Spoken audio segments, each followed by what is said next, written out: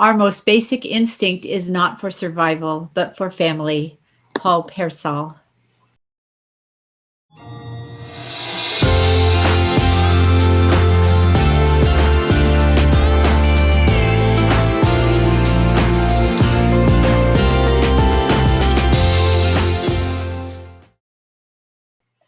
Welcome to this episode of Choose, where an actor And a therapist, pull up a couch on the stage of life.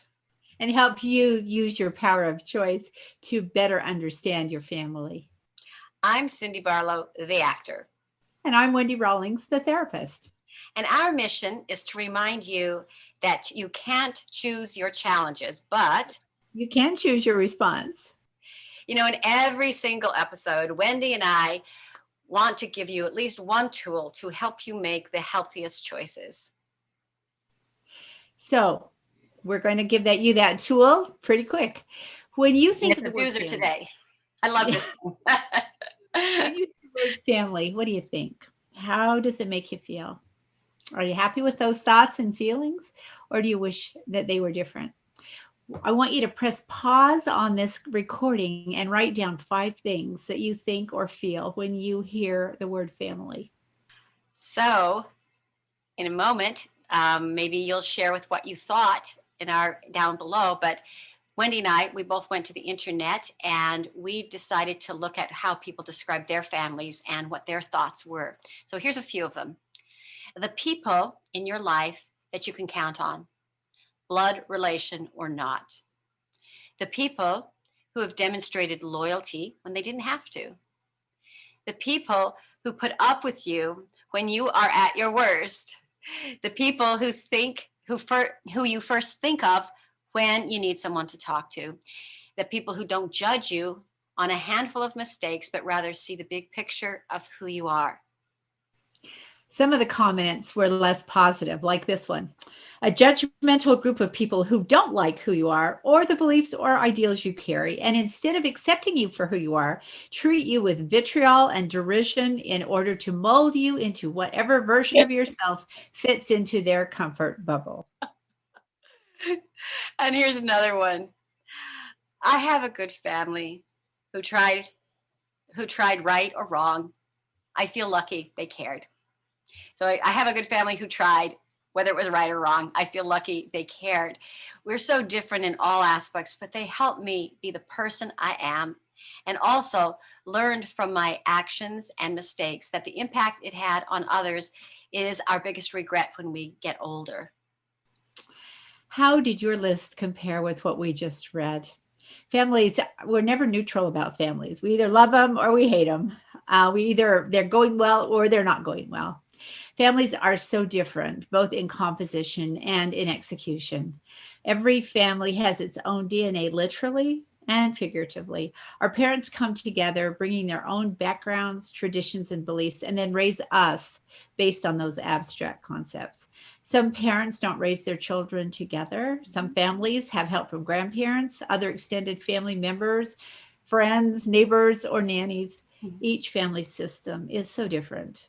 The key to having a good relationship with our family members is to understand how personality and connection work to create those relationships and then do our part to make them as healthy as we possibly can. Okay, so this is what a healthy system looks like. So if you notice the healthy family system, we have the husband, wife, mother, father. These two are the parents, and they're called the parent subsystem. And the parent subsystem consists of a father who has boundaries around him, and these little dots are boundaries, and a mother or wife that has boundaries around her. So they're two individuals, and they also, you see this circle here, they are a whole. They have created, a system together. And then you see the children, the son, daughter, whatever the siblings are, and they also have their own separate system. They're each individuals, as you can see, and then they have their subsystem. So you see the subsystem of the children, the subsystem of the parent, and then around that is the whole family system, which which isn't in itself its own entity. Wendy, do you want to talk a little bit more about what makes a healthy family system? Right. Yeah, that last circle, that biggest circle around everyone is the family's identity. That's where their values, their shared agreements live. And these agreements can be formal or informal. And it's almost like the subsystem, the child subsystem, sibling subsystem could have a lot of disagreement in it. But if somebody went after any member in that subsystem, everybody would jump on board against that, whoever went after that family member. I remember once we were at a park for the 4th of July, and my kids had been kind of arguing a little bit with each other. And then one of the other children, just a stranger in the park, went after one of my sons, and his sister just became Mama Bear, and she really told him off because the family identity was being threatened, and especially the child subsystem. So having boundaries in a family is really important, as long as they're surrounded by the family identity, and together the family has supports each other and has an understanding of who they are as individuals, but also as a family. And one last question here. So we have the father and mother are a subsystem, and then the siblings are a subsystem, and then the outer circle is the a whole together. But it's not like this, and it's not like this. Can you speak to the reason why the father and mother have a separate subsystem than the siblings? Right. It's so that they have a little bit more authority. Otherwise, it would be hard to be mom and dad. If the children felt as powerful or had as much authority or resources as mom and dad, it's really hard to make boundaries for kids. Great. Okay, now we're going to move into another system. This is called the enmeshed family system. So what we see here is that we don't see any boundaries around anybody here. So there's not that individuated, and then we just see the whole family as as one full system. So Wendy, please describe what we're looking at right now. Oh, we're looking at a mess. We have the family identity. Every person in the family is there to support the family system.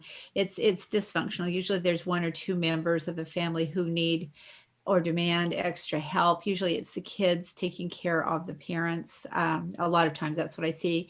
This is where codependency gets started. This Oftentimes, where usually one of the family members may have an addiction or may have some or problem. mental health issue. Uh-huh. Yeah. Where so these kids generally are the ones that take care of the parents, and they're not allowed to develop their own identity. So they don't really know who they are.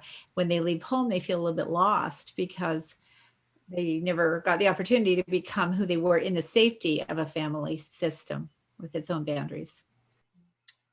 Okay, and we're going to look at another family system. And this is actually the detached family system. So again, you see that the husband and father and the wife and the children all have boundaries, which are, in most systems healthy, but yet no one is connected here. Wendy, please describe what's going on in a So detached with this family one, system. yeah, with this one, there's no subsystems, but there's no family identity. This would even be better if there was just a big circle around everything where the family had an identity and came together and had some kind of connection. There's no connection here going on at all. It's kind of like roommates living in the same home. People come and go. They don't really know what the other one's up to, or there's not a lot of input, and there's not a lot of feeling of caring or of working together towards goals. And what usually causes this type of detached family system? A lot of times it's because the parents never had that modeled for them growing up. They don't know how to attach. We're going to talk about a little bit about attachment and connection in a minute, and they never learned that from their parents, or they became detached. Their attachment was disrupted. And so they don't know how to give it to their children. And again, sometimes addiction and mental health issues play a role. But it's basically the parents don't know how to have relationships, so they don't model them for their children. So the children don't know how either. Thank you. Healthy family systems are predicated on having secure connections with each other. In episode 2, the one on the masks, we talked about what connections, secure connections look like. I'm going to briefly review. When we're born, in my mind, because I'm visual, we come with a plug and an outlet. And we want to plug into our mom or dad, and we want them to plug into our outlet, and that two-way connection is called a secure connection. A lot of times we don't have those kinds of connections. There's disruptions that could be caused by illness, it could be caused by addiction, it could be caused by mental illness. It even gets disrupted when a new sibling comes along. Exactly. I, as the oldest, can speak to that with assurance. My very first memory was when my second sister was born, and I had disrupted connections with my mother over that, and that's pretty common to have happen. So the way that works with families is that it can take away from that functional, healthy family that we saw. And if we have the enmeshed family, a lot of times we get what's called an anxious connection, where we are trying so hard to plug into somewhere, and in that detached family, or the enmeshed family, we're plugging it into the person with the problem, with the addiction, or with the mental health issue, or whoever's got the problem, trying to take care of them and stay plugged in, and we're trying to get them to plug in to us and create a secure connection. But there's a lot of anxiety about that. And then in the detached family, there's an avoidant connection where nobody really wants to connect, knows how to connect, cares to connect, because after a while you just lose the desire. It's hard to want to connect and not be able to connect. So we just kind of give up on it. So when the connections are secure, we're able to explore any kind of disruptions or misunderstanding in our relationships in a healthy way, knowing that both of us want to resolve the issue without judgment or blame, and then move on. Yes. And the other big factor in family relationships has to do with personality differences, which Wendy and I talked a little bit about a few episodes ago around Enneagram and the different personality types. If we think of our personalities really as an operating system, and let's just say, I have a Mac, Wendy has a PC, those two systems are not compatible. However, if I put a document into the form of, like, say, a PDF or a JPEG, our computers will talk. And family members are much the same way. Our personalities are different, but we learn to communicate using common meanings and experiences. And that's one of the ways that families do create, like, their traditions and stories and just their common values, their shared formats, formats for communicating. It's important, however, to understand that just because you belong to the same family, it doesn't mean that you're going to even perceive things in the same way. And Wendy and I are going to show you that in just a second. And that's exactly when differences of personality do come in and to play a part. Another complicating factor is the age and birth order of the siblings. I'm going to understand something as an older sister differently than my youngest sister will, just because our brains are different at certain She's the ages. oldest, I'm the middle one. So Yeah, and you get and the middle child. Oh, heaven help you. So, so age and birth order really do make a difference as well. And we have an illustration for that. It happened. Uh, Cindy and I have three other sisters, as we've said, and this happened during a family reunion in our parents' cabin several years ago, and we had married, had children dispersed to our various parts of the country, and we are coast to coast, literally. And so we had done the good work of establishing ourselves as moms and wives, and creating our family identities and trying to create those secure attachments to our own children and our spouses that we had talked about.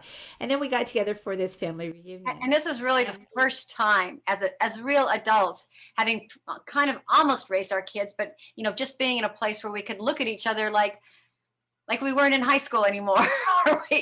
Yeah, where we could send our kids home with our husbands and our exactly. parents, and it was okay, they didn't need us overnight. And so we did, that's what we did, we sent them home, and just the five of us just gathered, and we spent till 4 in the morning talking. And Cindy, do you want to talk about what happened? Well, first of all, it was like, wow, I so love these people. Like, we have so much in common. Number one. And the other was Shock.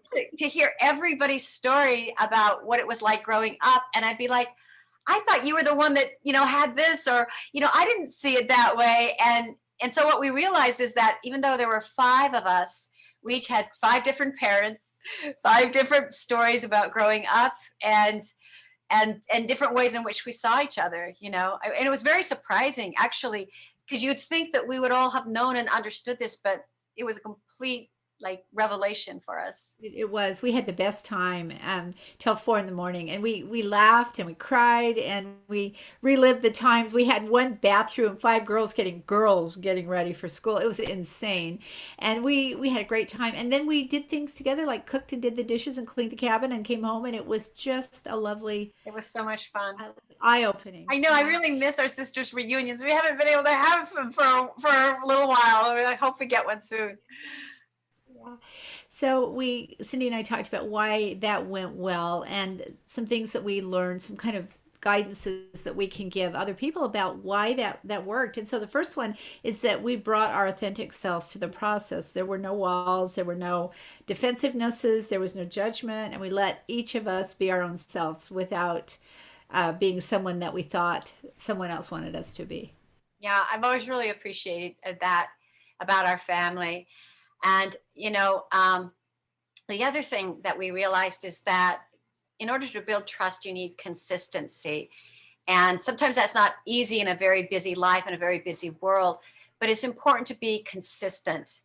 And we also realize that in order to build trust, you have to immediately talk about something if you have an issue.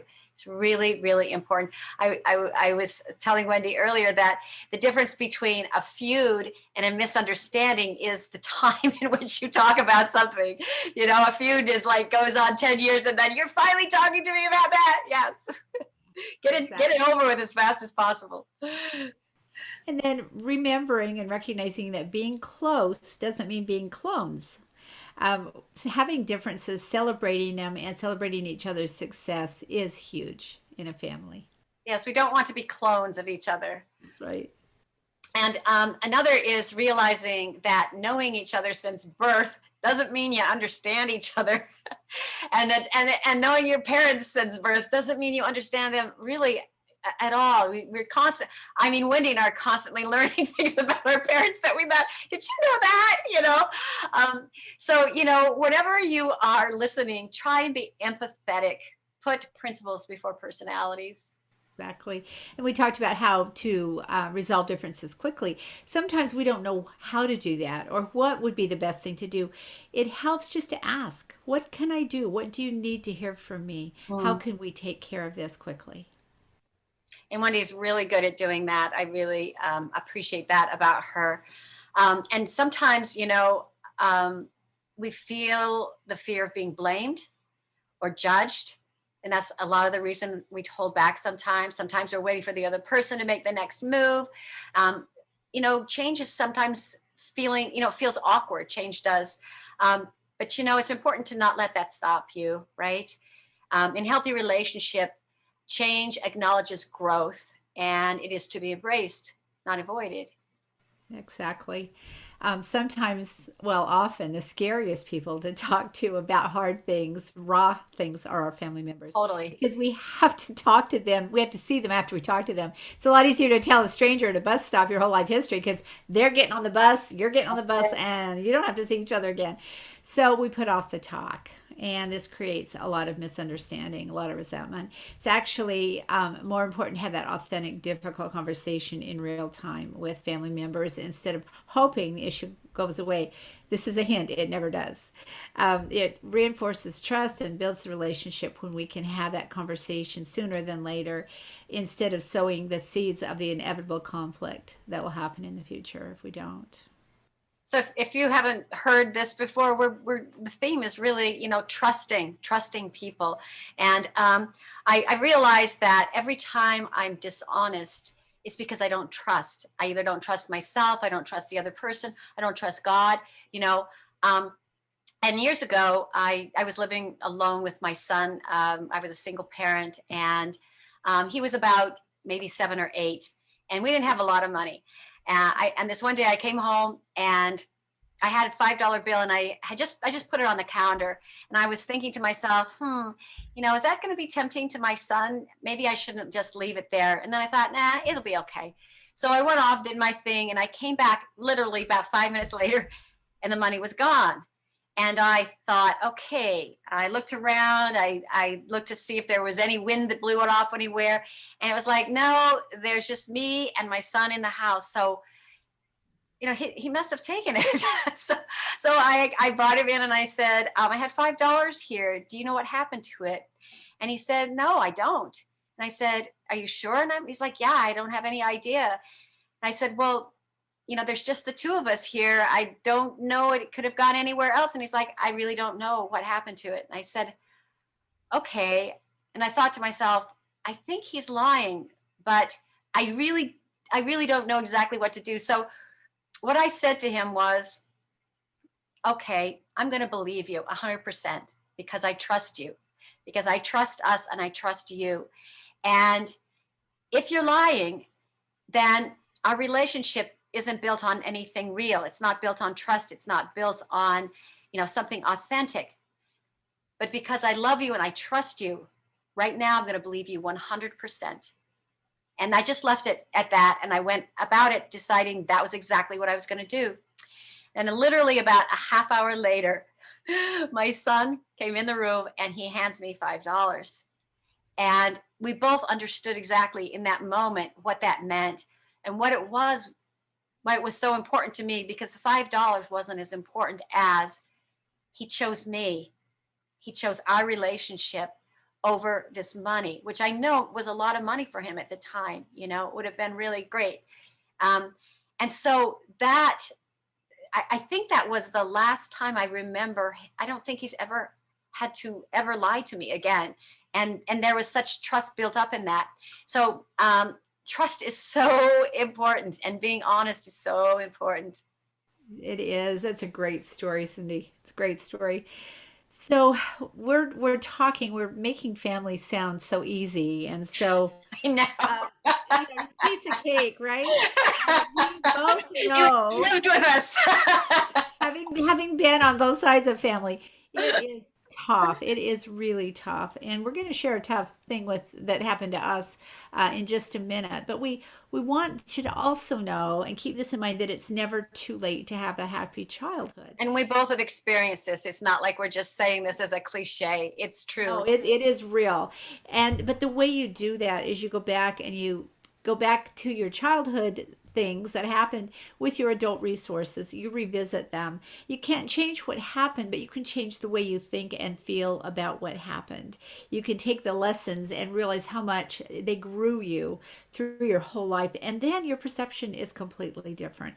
And you can heal and move into the future with happy hearts and peaceful minds.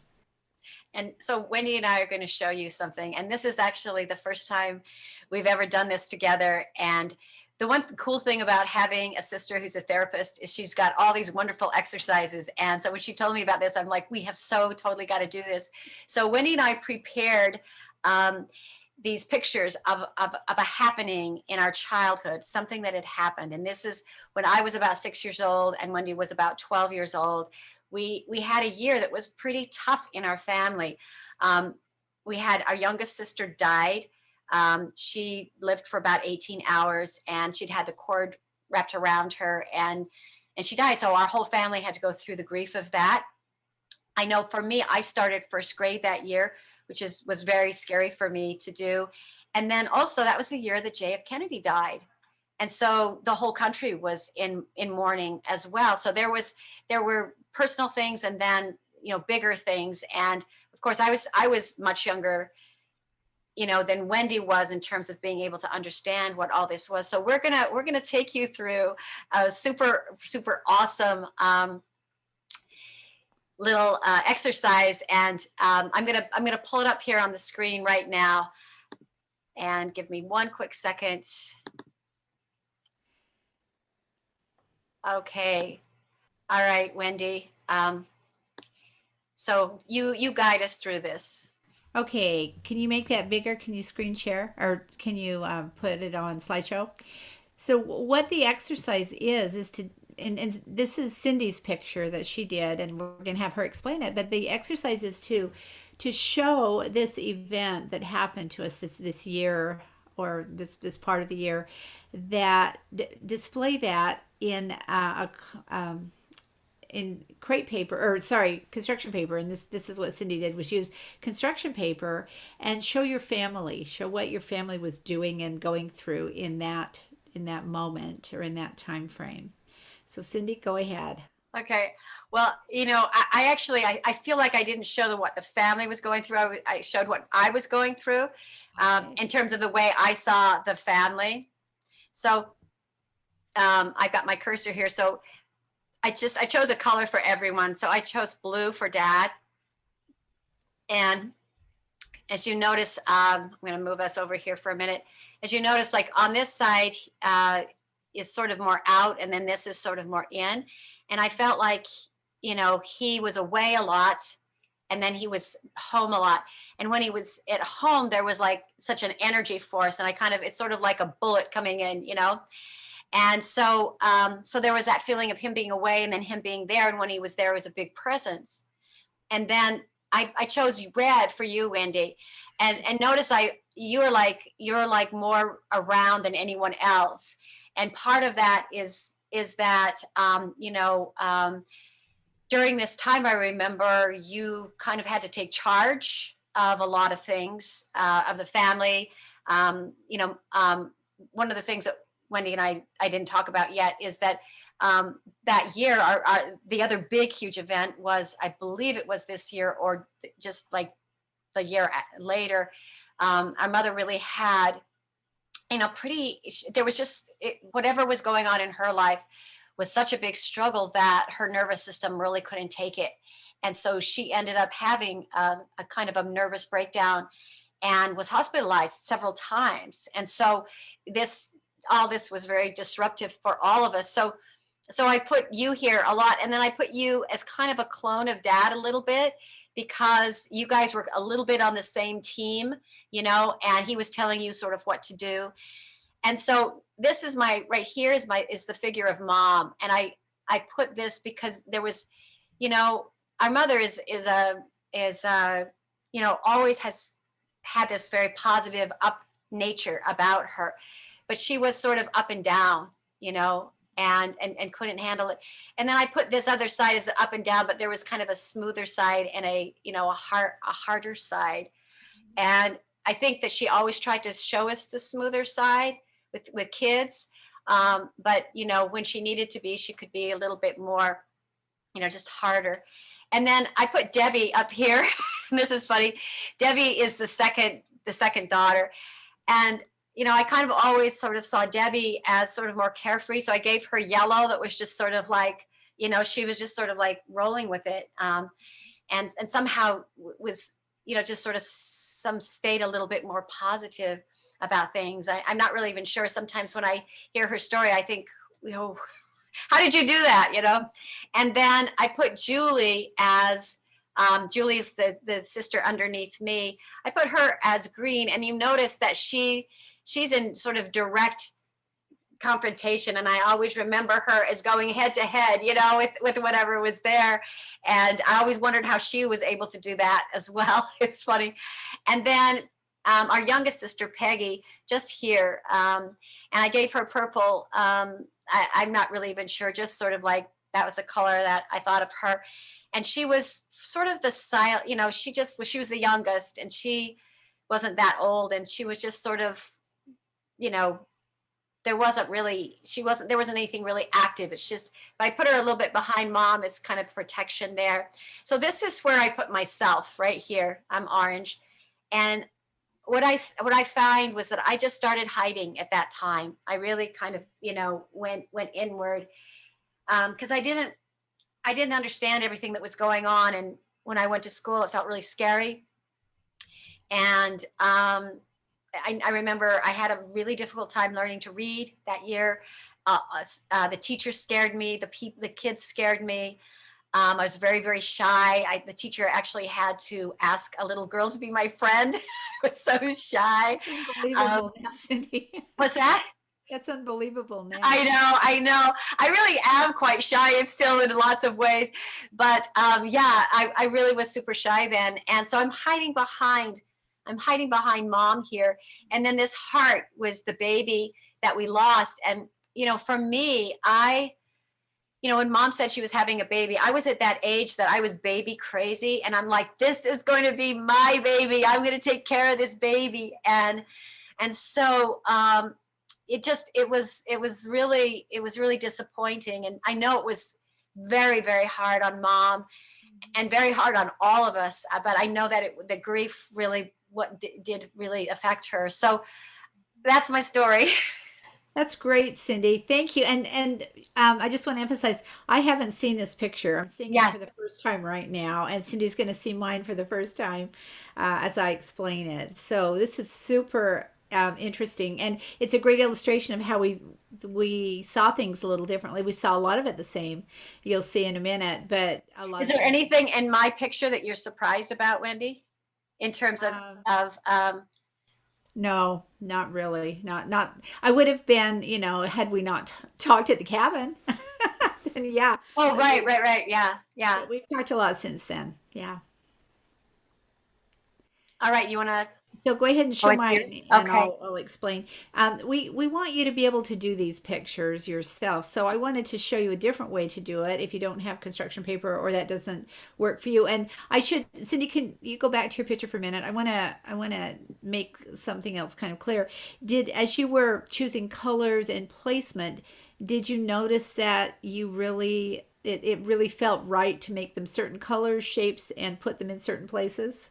Yeah, yeah, I was very specific about the colors that I gave people. Yeah. And I only had actually so many colors, To choose so it from. wasn't like I really had a lot of choices. But if I maybe did it with crayons or something like that, I might have had more variety. But yeah, it was interesting. It was like, where do I start? And I think I Yeah. started with dad, and Yeah. and just Yeah. and, and just went Well, went with that. Yeah. it's a fun exercise because it really does inevitably you kind of know things that, and this is all coming from your unconscious. Your unconscious is the place where a lot of the hard memories are stored, and so this is a way for you to get into your unconscious and resolve some things, or at least know some things about yourself that you didn't know before, or about Yeah, and whatever. and and the one thing that Wendy you talked about a little bit, but this is not how I see our family now. No, no, This and was back yeah, then. I'll illustrate that too Yeah, now. yeah, yeah, exactly. So this was then, and so when I did this, I went back to that 6-year-old little girl and say, okay, sweetheart, tell me how you see your family. And so that's another important part, is to not just assume that as an adult you can go back and look at it. No, try and do it as if you were that child. Correct, exactly. So go ahead and show mine. I'm sorry now. So these are pictures that I just got from the internet and put it into a paint program. I don't have the cursor, Cindy, so I'll just Oh yeah. describe what No, well, if just tell okay. me where you want to go. Yeah, no, it's okay. We'll just so the background is, you can see, is a very disruptive background, and then behind that background is a picture that I used. It's the This picture that I picture. used as a representation of Dad, and Dad's right there. Yep, and it's also in the big background too. I witnessed my dad. I was up when he got home after our sister died, and Mom was in the hospital, and so he was home alone, and he and I talked for a little while, and I was his sounding board as an 11-year-old, as appropriate. And he was very appropriate with that, but I saw his devastation, and then I heard him cry, and that was really hard. And so that devastation permeated this whole experience for me, and that's why it's in the background of the other picture. And it was just a huge disruption, as you can see, from the volcano and the lava and all kinds of stuff going. So that's my dad over there, and then clear in the very bottom corner on the right is my mom. She stayed in the hospital for, it seemed to me, like a very long time. The labor and delivery was very hard on her, due to a previous miscarriage, and so she really was not. She wasn't able to go to the funeral. She was able to see her little baby girl at the mortuary for just a few minutes with Dad, but that was all. And my heart hurt for her, her loss, because she really wasn't able to grieve it in any kind of normal way. Um, you can. I'm the blue figure that's sort of upside down. It sort of turned my world topsy turvy. But I was also very aware of my sisters and those little four heads there and bodies are my four sisters. There's no special significance to the colors because I just had to use the pictures I could find. But I saw them as a group that needed protecting and needed to be taken care of. So that's something, Cindy, you picked up, and I really did everything I could do to help help them get through it, and still, well, just help them get through it. Um, my baby sister, the one that died, is up in the right hand corner, and I see Nervous. that So yeah, planet looking yeah. thing. Yeah, as sort of a representation of heaven, and she's just having a great time.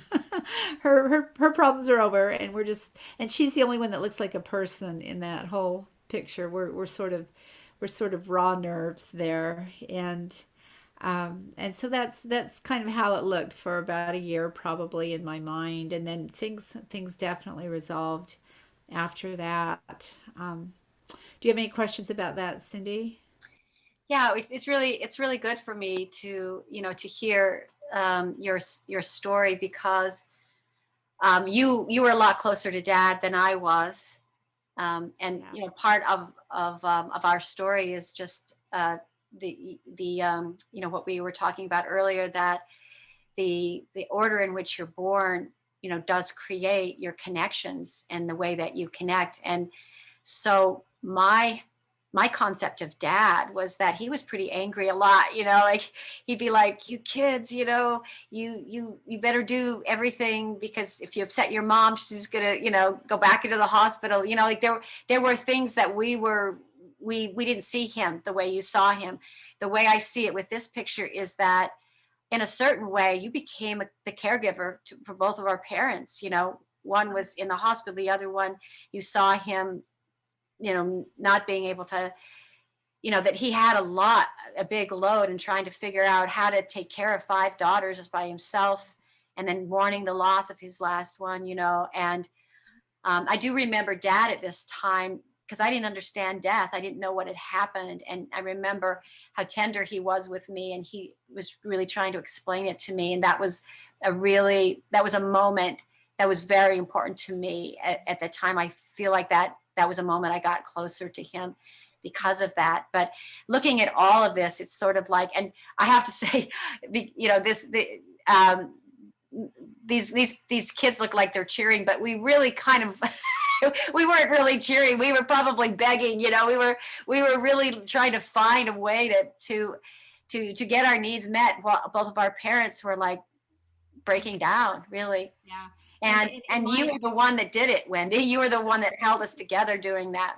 Oh, well, I think Dad had a lot to do with it too. But I saw you as a group. I didn't see you as individuals. So that's why you're kind of there as a group, and not really necessarily cheering. It was the best representation I could find. But Yeah, no, I'm just saying yeah, but I'm looking at it as more like beggars, like yeah, we were hungry, and each of us had our needs, and there wasn't enough energy, there wasn't enough bandwidth in either yeah. parent to be able to do that. And but yet, dad did a good job and mom did a good job. Looking back at it, they did the best they could. They really did the best they could. It was a tough year. It It was really it was was. just a tough year. So then show the next one, Cindy. So after I finished this one, I thought, oh, I have to do another one because this is honestly how I feel about our family today. Still have that same little sister up in the same little corner. But we have a huge family. All of us have had children and grandchildren, and we have a real connection with the other side, those that have passed on. And the stars, there's the two little angels that are closest to the family group there are throwing stars at the family. And I Oh see yeah, them as just little I love sparklies that. give us faith and hope and in love and nurturance and all the stuff that we need. And then we in turn, there's a lot of love within our family, and it's just this looks like it's just too idealistic, but when I think of the family, this is really pretty much says it for me. And Yeah. that slide that I showed, and I think for you too, Cindy, that's healed. That part of me. I'm really very, very proud of that part of me that she hung in there, and that those experiences really make me who I am now, and I wouldn't trade them. I wouldn't want to do them again, but I would not trade them for something that was easier because I really appreciated that training and that tutoring as hard as it was. Yeah. Yeah. Yeah. So we're going to encourage you to do this sort of unconscious, subconscious work if you want to, and find construction paper, find pictures in magazines, find pictures on the internet, and sort of create a memory that you want to resolve that for you is important, and then look at it like we did and notice what connections you're noticing, why you chose the colors and shapes if you're in construction paper, that you chose to represent your family members, and then how do you feel? What are your thoughts and feelings as you look at that picture, and what part of you feels younger than your age? Cindy said her picture was at 6. Mine was definitely at age 11. And then if there's a younger part, talk to that part and see if that part of you needs to be healed or needs you to know some things, and work with that part just like you would one of your children. Nurture that part and work with that part until the situation feels resolved. And then you can do this as a family online if you want to. One of the things Cindy and I talked about is just having a Google document that everybody adds to Yeah. and works with and creates together as a family document. Or with your partner, if you're having a fight Sure. about something, do something like this and say, this is how I see the situation. And because our first language is really pictures. It is. It is. And it gets to that subconscious part of us where a lot of these feelings live anyway. Yeah. So, and then if you want, take a picture, share it with us in the Yeah. comment section. We would Put love, it down below. We would love to yeah, see what to you see come it. up with. It, That's it right. really would be, it really would be wonderful. And as you notice, I learned something about Wendy, and Wendy learned something about me, when we did this together. And we would love to learn more about you as well. So, thank you so much for joining us today. This has been a really fun episode. If you'd like to know more about either of us, my website is www.cindyloubarlow.com. I've written a book called Playing You, Acting Secrets to Create the Life You Really Want, and that's on Amazon. So if you go to my website, you'll be able to check that out. And come to my website, give it a look, wendyrawlings.com. And there's great stuff for how to live your life in a better way. So next time we are going to do part 2 of this. This part 1 was really for those of you that are right-brained. We're going to do left-brained Yes. on part 2, and that one will give you 3 wonderful ways that work to create a better family relationship. So until next time, remember you can't choose your challenges. But you can choose your response. Yes. And we would really request that you don't leave this page without subscribing, and just share this on your social media. Leave us suggestions in our comment section, and please like. We'd love it if you'd like. Oh, we'd love it if you'd like. Yes, yes. And share this with your family. It's a great place Yes, for jumping off on those kind of talks. that's So please, exactly right. yeah, please choose to interact with us. Thank you. Until next time.